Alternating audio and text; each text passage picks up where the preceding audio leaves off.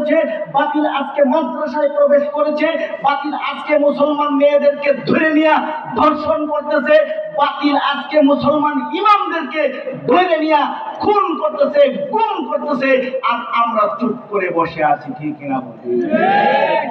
আমরা কখন সজাগ হব?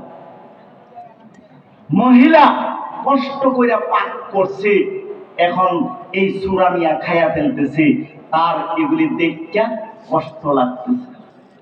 গালের মধ্যে একটা মাইরা দিছে, দিয়া কয় মিয়া চুপ করে বসে রইছো, ভাত তরকারি সব সূরা মিয়া নিয়ে খাইয়ালেন।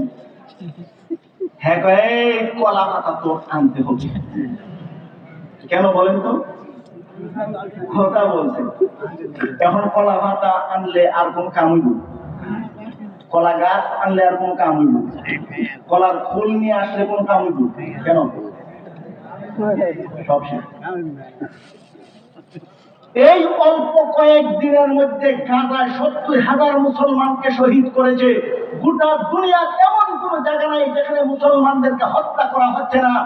বাংলাদেশে গোট থেকে মুসলিম মেয়েদেরকে ধরে নিয়ে যাচ্ছে, ইমামকে ধরে নিয়ে যাচ্ছে, টিভির মাধ্যমে প্রত্যেকের ঘরে ঘরে বাতিল কথা বলে, মোবাইলের মাধ্যমে প্রত্যেকের হাতে হাতে বাতিল কথা বলে।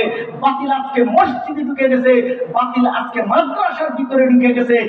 এখনো যদি আমরা সজাগ না হই, এমন এক সময় আসবে রক্ত দিলে কাজ হবে না, জীবন দিলে কাজ হবে না। এর আগেই আমাদেরকে জানতে হবে। ঠিক কিনা বলে?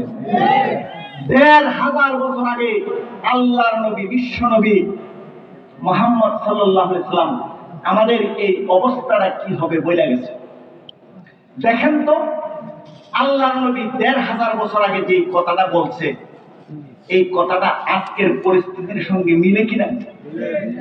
দেখেন কি বলছে, এটা তো বলি নাই এখন। আল্লাহর নবী বলেছেন, ইউশিকুল উমামু আন তাদা আলাইকুম কামা তাদাল আকালাতু ইলা কাসআতিহা।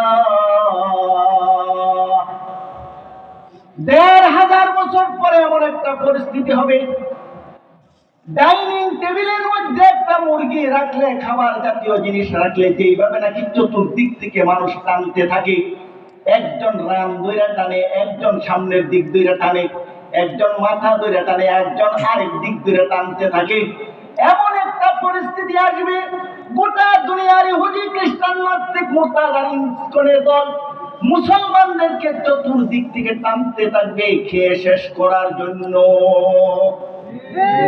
এই পরিস্থিতিটা আসছে কি আসে নাই? কেন আসছে? সাহাবায়ে কেরাম